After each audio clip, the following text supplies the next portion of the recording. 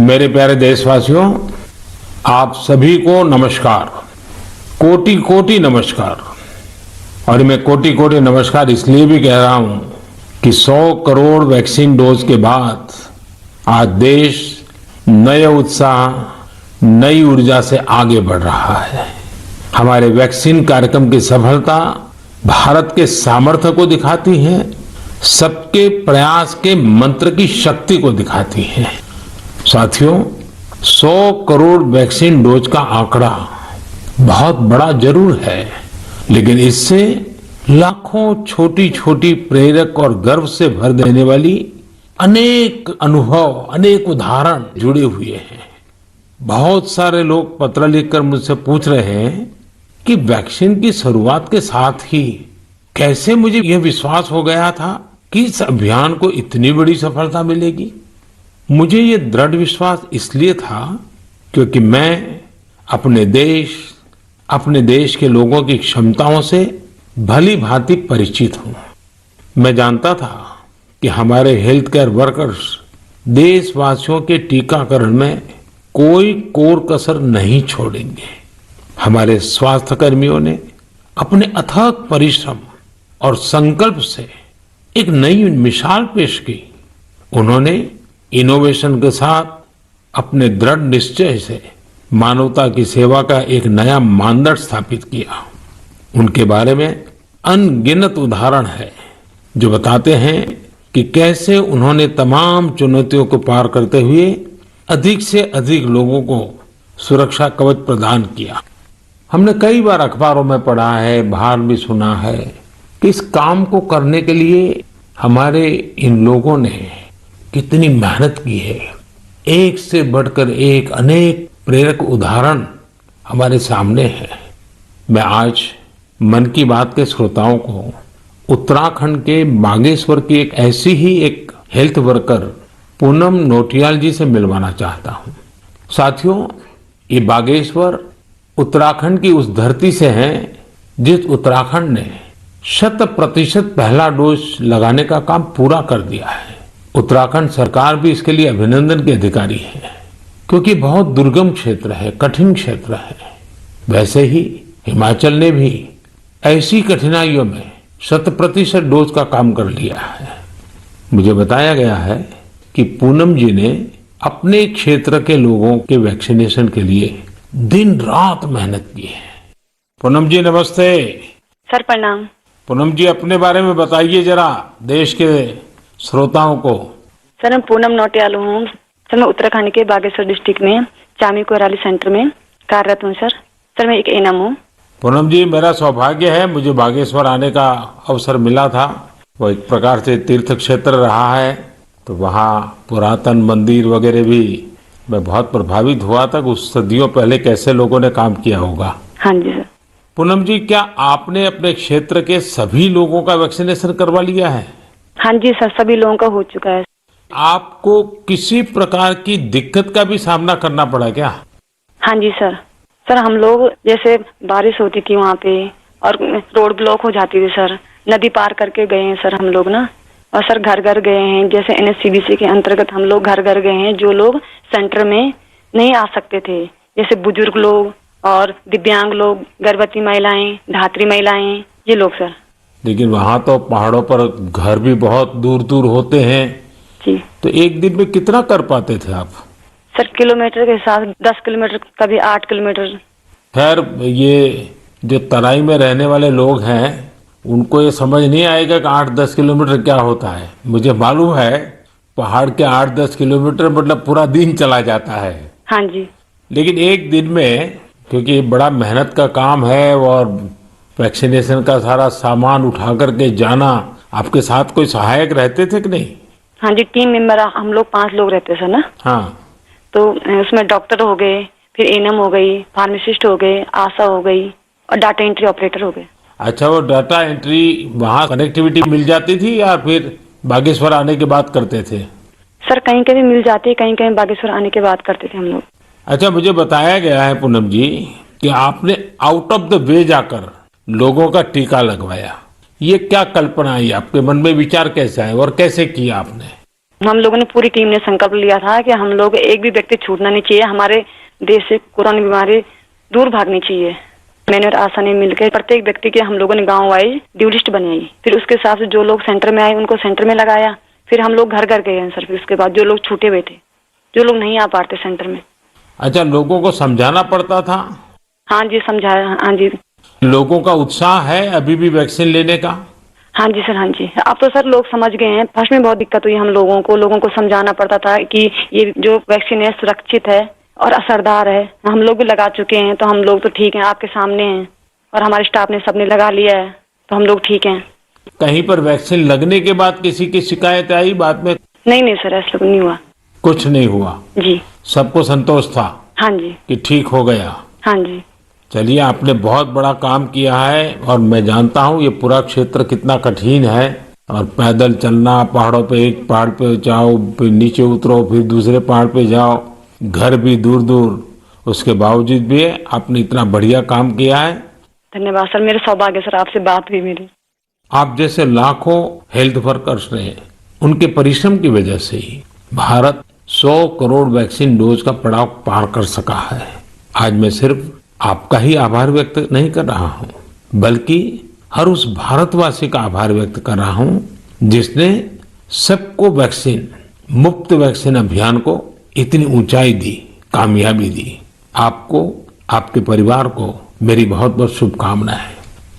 मेरे प्यारे देशवासियों, आप जानते ही हैं कि अगले रविवार 31 अक्टूबर को सरदार पटेल जी की जन्म जयंती है।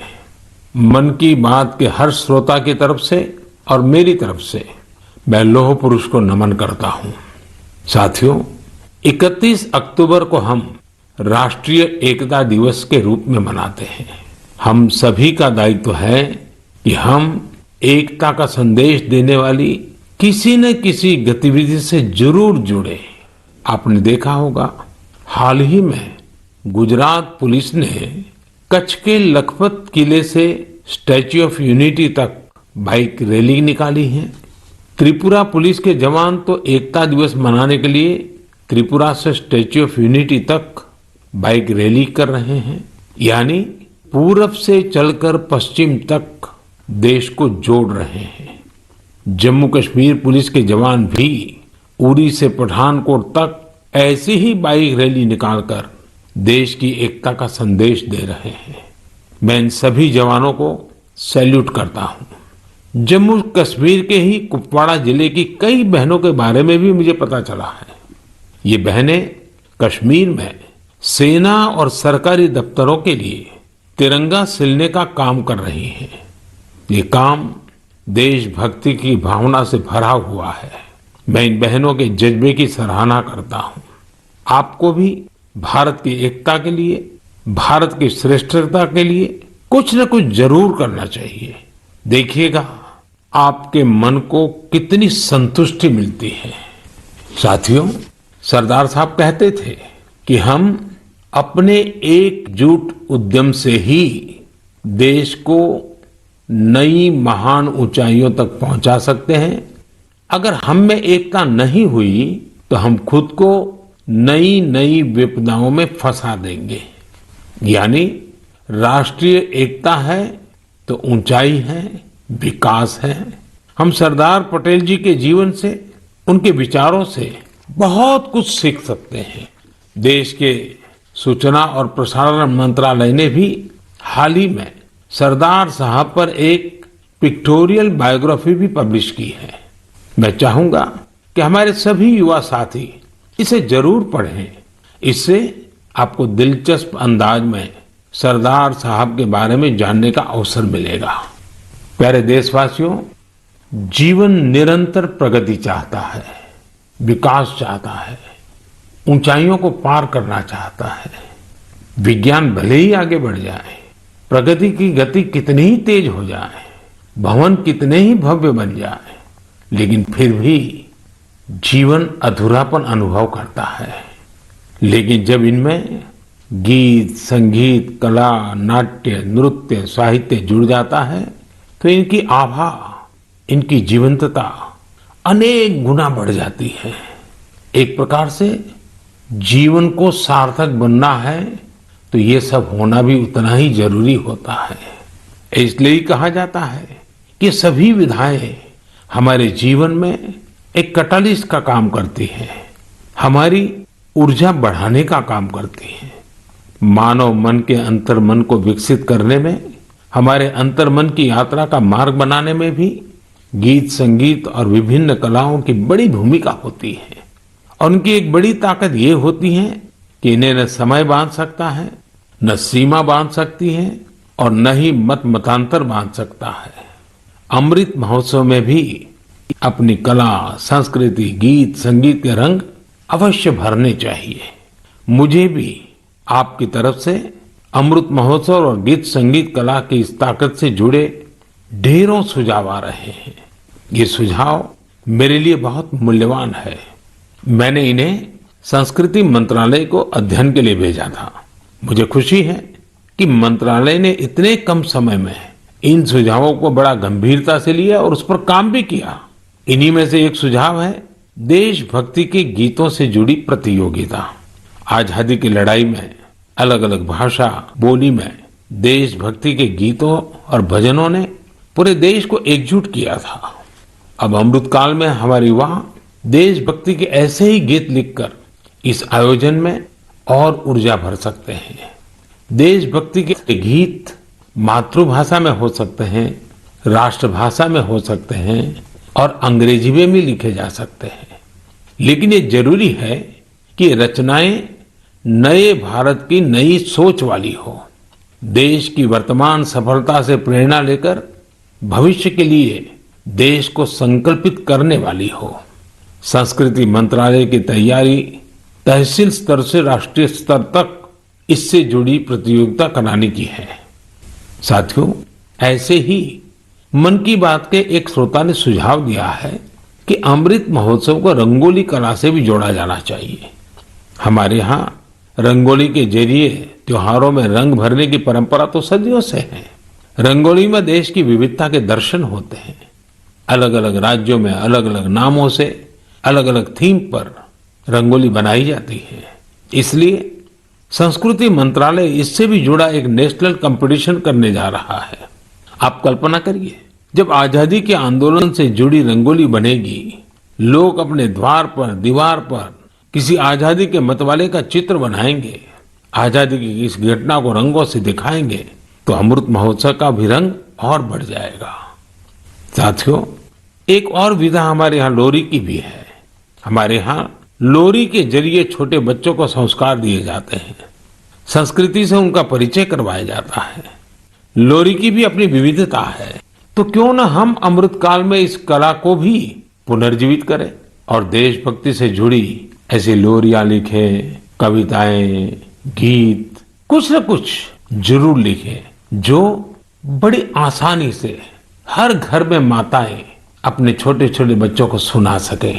इन लोरियों में आधुनिक भारत का संदर्भ हो, 21वीं सदी के भारत के सपनों का दर्शन हो, उसका संदर्भ हो। आप सब श्रोताओं के सुझाव के बाद मंत्रालय ने इससे जुड़ी प्रतियोगिता भी कराने का निर्णय लिया है। साथियों, ये तीनों प्रतियोगिताएं 31 अक्टूबर को सरदार साहब की जयंती से शुरू होने जा रही हैं। आने वाले दिनों में संस्कृति मंत्रालय इससे जुड़ी सारी जानकारी देगा। ये जानकारी मंत्रालय की वेबसाइट पर भी रहेगी और सोशल मीडिया पर भी दी जाएगी। मैं चाहूंगा कि आप सभी इससे जुड़े, हमारे युवा साथी जरूर इसमें अपनी कला का, अपनी प्रतिभा का प्रदर्शन करें। इससे आपके इलाके की कला और संस्कृति भी देश के कोने कोने तक पहुंचेगी। आपकी कहानियां पूरा देश सुनेगा। प्यारे देशवासियों, इस समय हम अमृत महोत्सव में देश के वीर बेटे बेटियों को, उन महान पुण्य आत्माओं को याद कर रहे हैं। अगले महीने 15 नवंबर को हमारे देश के ऐसे ही महापुरुष, वीर योद्धा भगवान बिरसा मुंडा जी की जन्म जयंती आने वाली है। भगवान बिरसा मुंडा को धरती आबा भी कहा जाता है। क्या आप जानते हैं कि इसका अर्थ क्या होता है? इसका अर्थ है धरती पिता। भगवान बिरसा मुंडा ने जिस तरह अपनी संस्कृति, अपने जंगल, अपनी जमीन की रक्षा के लिए संघर्ष किया, वो धरती आबा ही कर सकते थे। उन्होंने हमें अपनी संस्कृति और जड़ों के प्रति गर्व करना सिखाया। विदेशी हुकूमत ने उन्हें कितनी धमकियां दी, कितना दबाव बनाया, लेकिन उन्होंने आदिवासी संस्कृति को नहीं छोड़ा। प्रकृति और पर्यावरण से अगर हमें प्रेम करना सीखना है तो उसके लिए भी धरती आबा भगवान बिरसा मुंडा हमारी बहुत बड़ी प्रेरणा है। उन्होंने विदेशी शासन की हर उस नीति का पुरजोर विरोध किया जो पर्यावरण को नुकसान पहुंचाने वाली थी। गरीब और मुसीबत से घिरे लोगों की मदद करने में भगवान बिरसा मुंडा हमेशा आगे रहे। उन्होंने सामाजिक बुराइयों को खत्म करने के लिए समाज को जागरूक भी किया। उल गुलान आंदोलन में उनके नेतृत्व को भला कौन भूल सकता है। इस आंदोलन ने अंग्रेजों को झकझोर कर रख दिया था, जिसके बाद अंग्रेजों ने भगवान बिरसा मुंडा पर बहुत बड़ा इनाम रखा था। ब्रिटिश हुकूमत ने उन्हें जेल में डाला। उन्हें इस कदर प्रताड़ित किया गया कि 25 साल से भी कम उम्र में वो हमें छोड़ गए। वो हमें छोड़कर गए, लेकिन केवल शरीर से। जनमानस में तो भगवान बिरसा मुंडा हमेशा हमेशा के लिए रचे बसे हुए हैं। लोगों के लिए उनका जीवन एक प्रेरणा शक्ति बना हुआ है। आज भी उनके साहस और वीरता से भरे लोकगीत और कहानियां भारत के मध्य इलाके में बेहद लोकप्रिय हैं। मैं धरती आबा बिरसा मुंडा को नमन करता हूं और युवाओं से आग्रह करता हूं कि उनके बारे में और पढ़ें। भारत के स्वतंत्रता संग्राम में हमारे आदिवासी समूह के विशिष्ट योगदान के बारे में आप जितना जानेंगे उतनी ही गौरव की अनुभूति होगी। मेरे प्यारे देशवासियों, आज 24 अक्टूबर को यूएन डे यानी संयुक्त राष्ट्र दिवस मनाया जाता है। ये वो दिन है जब संयुक्त राष्ट्र का गठन हुआ था। संयुक्त राष्ट्र की स्थापना के समय से ही भारत इससे जुड़ा रहा है। क्या आप जानते हैं कि भारत ने आजादी से पहले 1945 में ही संयुक्त राष्ट्र के चार्टर पर हस्ताक्षर किए थे। संयुक्त राष्ट्र से जुड़ा एक अनोखा पहलू ये है कि संयुक्त राष्ट्र का प्रभाव और उसकी शक्ति बढ़ाने में भारत की नारी शक्ति ने बड़ी भूमिका निभाई है। 1947-48 में जब यूएन ह्यूमन राइट्स का यूनिवर्सल डिक्लेरेशन तैयार हो रहा था तो उस डिक्लेरेशन में लिखा जा रहा था all man are created equal, लेकिन भारत के एक डेलीगेट ने इस पर आपत्ति जताई और फिर यूनिवर्सल डिक्लेरेशन में लिखा गया all human beings are created equal. ये बात जेंडर इक्वलिटी की भारत की सदियों पुरानी परंपरा के अनुरूप थी। क्या आप जानते हैं कि श्रीमती हंसा मेहता वो डेलीगेट थी जिनकी वजह से ये संभव हो पाया। उसी दौरान एक अन्य डेलीगेट श्रीमती लक्ष्मी मेनन ने जेंडर इक्वलिटी के मुद्दे पर जोरदार तरीके से अपनी बात रखी थी। यही नहीं, 1953 में श्रीमती विजया लक्ष्मी पंडित यूएन जनरल असेंबली की पहली महिला प्रेसिडेंट भी बनी थी। साथियों, हम उस भूमि के लोग हैं जो ये विश्वास करते हैं, जो ये प्रार्थना करते हैं, ओम द्यौ शांति ही, अंतरिक्षम शांति ही, पृथ्वी शांति, आपः शांति, औषधय शांति, वनस्पतय शांति, विश्वे देवा शांति, ब्रह्म शांति, सर्वम शांति, शांति एव शांति, सामा शांति रेधि, ओम शांति शांति शांति। भारत ने सदैव विश्व शांति के लिए काम किया है। हमें इस बात का गर्व है कि भारत 1950 के दशक से लगातार संयुक्त राष्ट्र शांति मिशन का हिस्सा रहा है। गरीबी हटाने, क्लाइमेट चेंज और श्रमिकों से संबंधित मुद्दों के समाधान में भी भारत अग्रणी भूमिका निभा रहा है। इसके अलावा योग और आयुष को लोकप्रिय बनाने के लिए भारत WHO यानी वर्ल्ड हेल्थ ऑर्गेनाइजेशन के साथ मिलकर काम कर रहा है। मार्च 2021 में WHO ने घोषणा की थी कि भारत में पारंपरिक चिकित्सा के लिए एक ग्लोबल सेंटर स्थापित किया जाएगा। साथियों, संयुक्त राष्ट्र के बारे में बात करते हुए आज मुझे अटल जी के शब्द भी याद आ रहे हैं। 1977 में उन्होंने संयुक्त राष्ट्र को हिंदी में संबोधित कर इतिहास रच दिया था। आज मैं मन की बात के श्रोताओं को अटल जी के उस संबोधन का एक अंश सुनाना चाहता हूं। सुनिए अटल जी की ओजस्वी आवाज। यहां मैं राष्ट्रों की सत्ता और महत्ता के बारे में नहीं सोच रहा हूं। आम आदमी की प्रतिष्ठा और प्रगति मेरे लिए कहीं अधिक महत्व रखती है। अंततः हमारी सफलताएं और असफलताएं केवल एक ही मापदंड से नापी जानी चाहिए कि क्या हम पूरे मानव समाज, वस्तुतः हर नर, नारी और बालक के लिए न्याय और गरिमा की आश्वस्ति देने में प्रयत्नशील हैं। साथियों, अटल जी की ये बातें हमें आज भी दिशा दिखाती हैं। इस धरती को एक बेहतर और सुरक्षित प्लेनेट बनाने में भारत का योगदान विश्व भर के लिए बहुत बड़ी प्रेरणा है। मेरे प्यारे देशवासियों, अभी कुछ दिन पहले ही 21 अक्टूबर को हमने पुलिस स्मृति दिवस मनाया है। पुलिस के जिन साथियों ने देश सेवा में अपने प्राण न्यौछावर किए हैं, इस दिन हम उन्हें विशेष तौर पर याद करते हैं। मैं आज अपने इन पुलिस कर्मियों के साथ ही उनके परिवारों को भी याद करना चाहूंगा। परिवार के सहयोग और त्याग के बिना पुलिस जैसी कठिन सेवा बहुत मुश्किल है। पुलिस सेवा से जुड़ी एक और बात जो मैं मन की बात के श्रोताओं को बताना चाहता हूं। पहले धारणा बन गई थी कि सेना और पुलिस जैसी सेवा केवल पुरुषों के लिए ही होती है, लेकिन आज ऐसा नहीं है। Bureau of police research and development के आंकड़े बताते हैं कि पिछले कुछ वर्षों में महिला पुलिस कर्मियों की संख्या डबल हो गई है, दोगुनी हो गई है। 2014 में जहां इनकी संख्या 1,05,000 के करीब थी, वहीं 2020 तक इसमें 2 गुने से भी ज्यादा की बढ़ोतरी हुई है और ये संख्या अब 2,15,000 तक पहुंच गई है। यहां तक कि सेंट्रल आर्म पुलिस फोर्सेस में भी पिछले 7 सालों में महिलाओं की संख्या लगभग दोगुनी हुई है। और मैं केवल संख्या की बात नहीं करता, आज देश की बेटियां कठिन से कठिन ड्यूटी भी पूरी ताकत और हौसले से कर रही हैं। उदाहरण के लिए कई बेटियां अभी सबसे कठिन मानी जाने वाली ट्रेनिंग में से एक स्पेशलाइज्ड जंगल वॉरफेयर कमांडोज की ट्रेनिंग ले रही हैं। ये हमारी कोबरा बटालियन का हिस्सा बनेगी।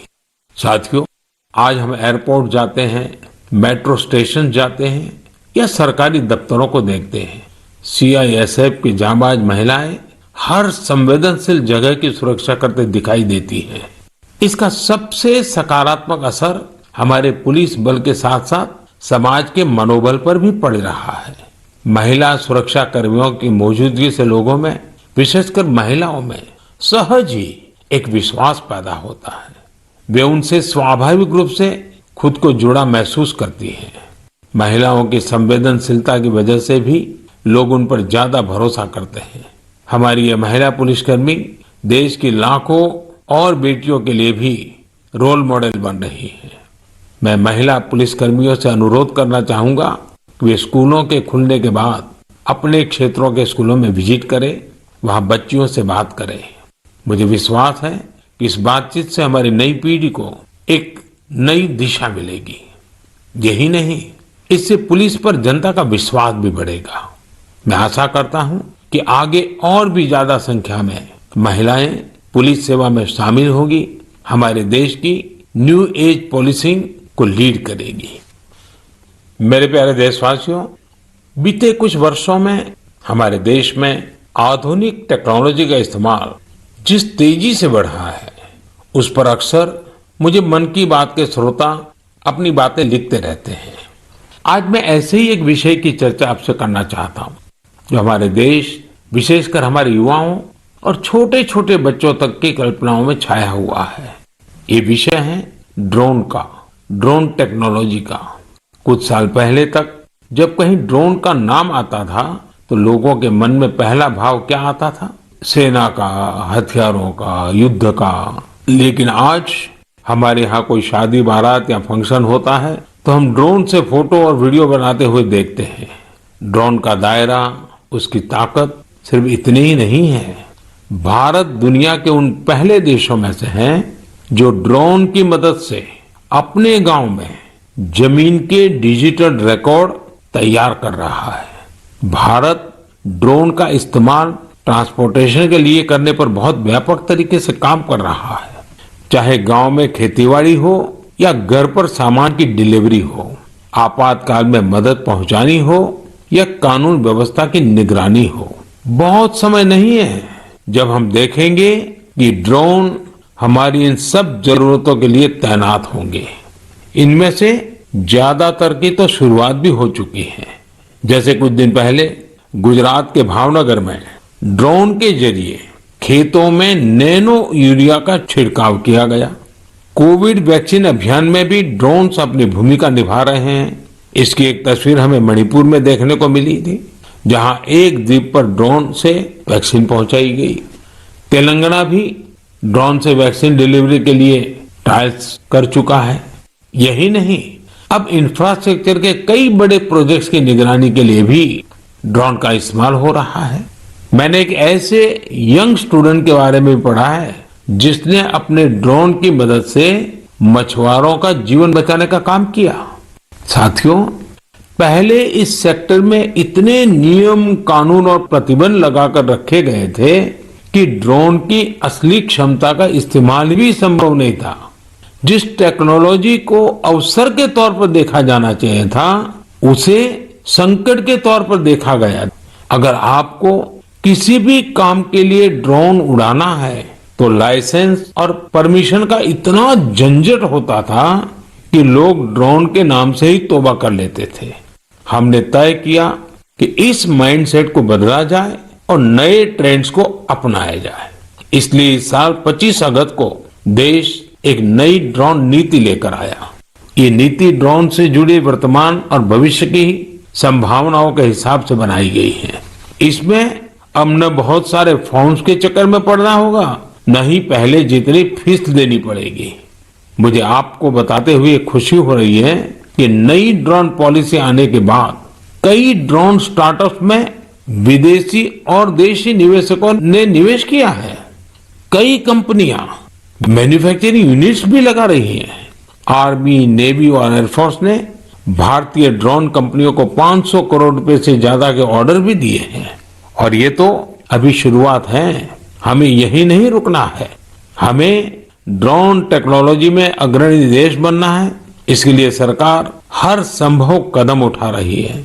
मैं देश के युवाओं से भी कहूंगा कि आप ड्रोन पॉलिसी के बाद बने अवसरों का लाभ उठाने के बारे में जरूर सोचें, आगे आए।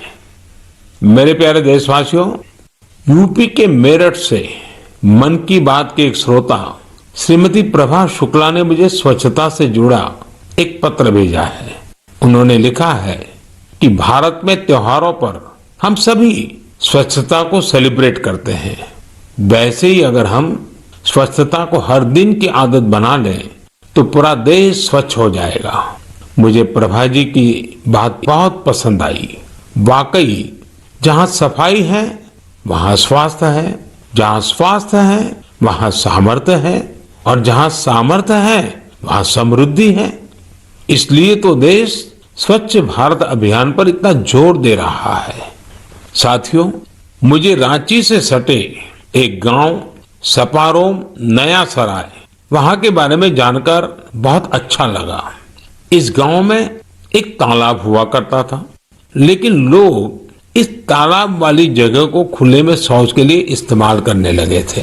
स्वच्छ भारत अभियान के तहत जब सबके घर में शौचालय बन गया तो गांव वालों ने सोचा कि क्यों न गांव को स्वच्छ करने के साथ साथ सुंदर बनाया जाए। फिर क्या था, सबने मिलकर तालाब वाली जगह पर पार्क बना दिया।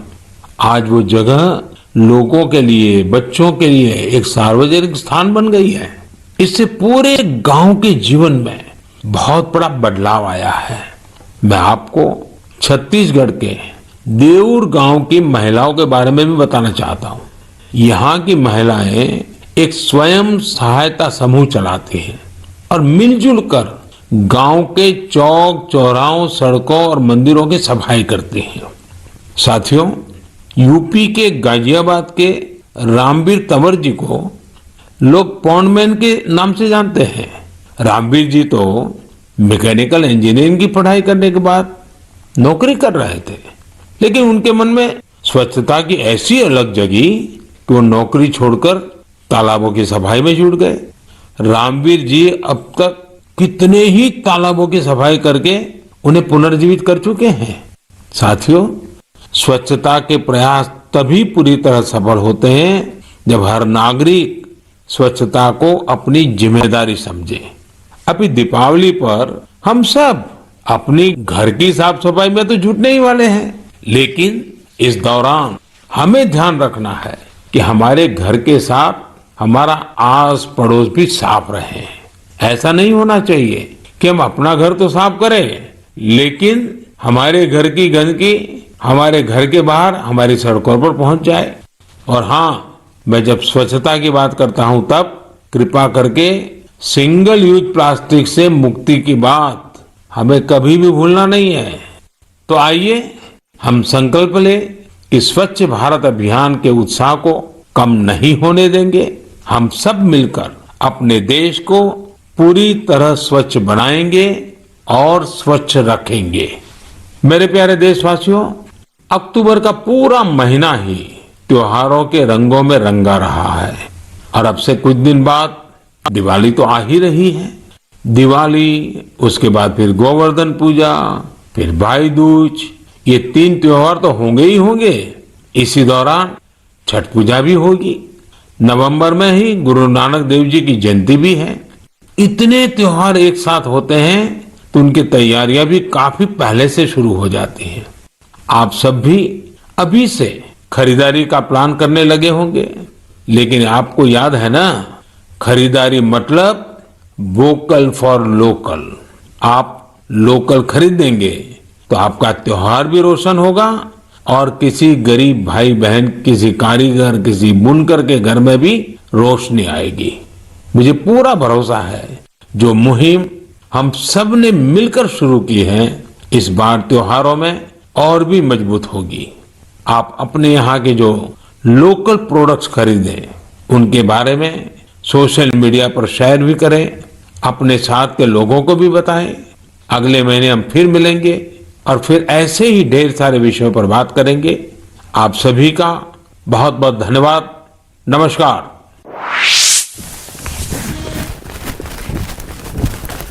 इंडिया टीवी हर वक्त हर जगह डाउनलोड करने के लिए सर्च करें India TV news Google play store या ऐप स्टोर पर।